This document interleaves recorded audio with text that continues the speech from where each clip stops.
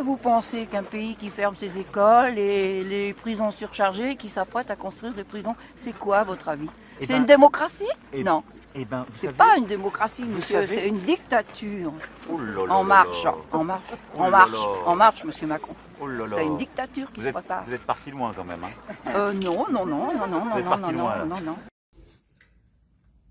Chers tous, vous voulez vous soulever? Je crois que c'est le moment. C'est le moment d'arrêter de nous faire violer en permanence, mais en nous laissant penser que finalement ce viol est consenti. S'agissant du confinement, s'agissant des gants, de toutes les sécurités nécessaires pour faire face à cette pandémie, d'après leur dire, un coup c'est oui, un coup c'est non, vous vous dites non, eux ils disent oui, et puis finalement vous dites oui. Voilà, c'est ça après un viol consenti. Mais il va falloir se réveiller parce que vous avez bien compris que les droits de l'homme, c'est que les droits de l'homme riche. Les droits de l'homme qui a du pouvoir. Et non pas de justice et des droits de l'homme pour le pauvre. D'ailleurs, l'injustice, c'est pour le pauvre, la justice, c'est pour le riche.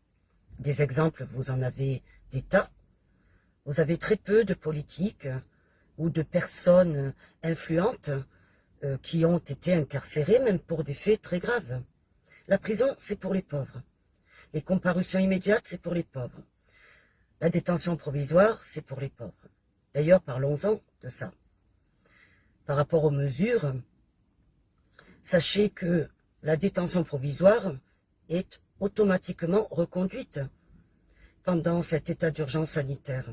Alors que, lorsqu'on est placé en détention provisoire, c'est que on est présumé innocent. Et on a fait sortir en revanche des personnes qui n'avaient pas terminé leur peine, qui elles avaient été jugées et donc reconnues coupables. Je ne suis pas là pour juger les sorties de ceux qui étaient en fin de peine.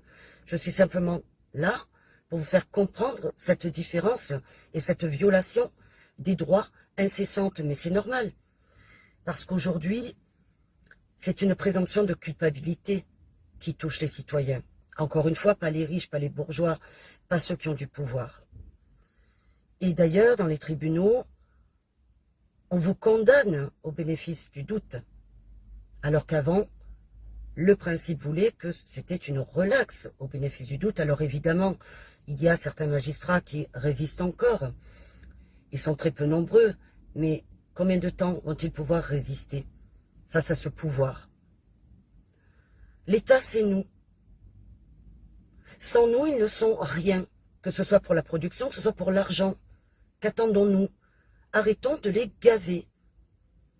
Sommons-leur d'utiliser notre argent différemment, c'est-à-dire de l'utiliser comme nous le souhaitons. Et à défaut, arrêtons de payer nos impôts et taxes.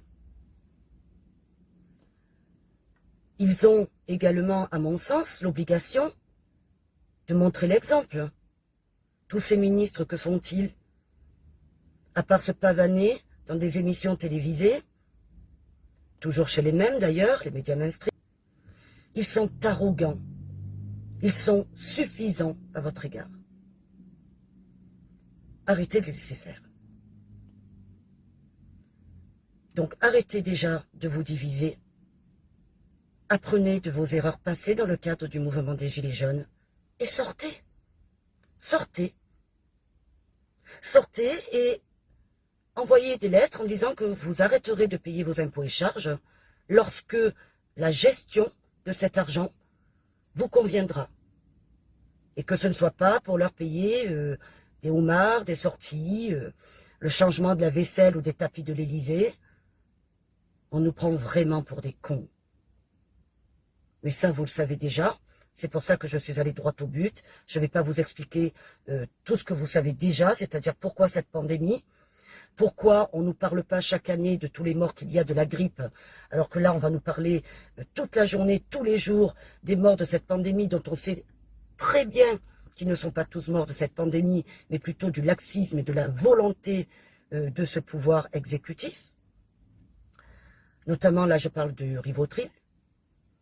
J'ai des preuves sur ça, puisque j'ai sorti la maman d'un client qui était sous ce médicament. On lui a dit qu'elle était en fin de vie. Or, aujourd'hui, ça fait 6 mois, elle va très bien. Elle est chez son fils.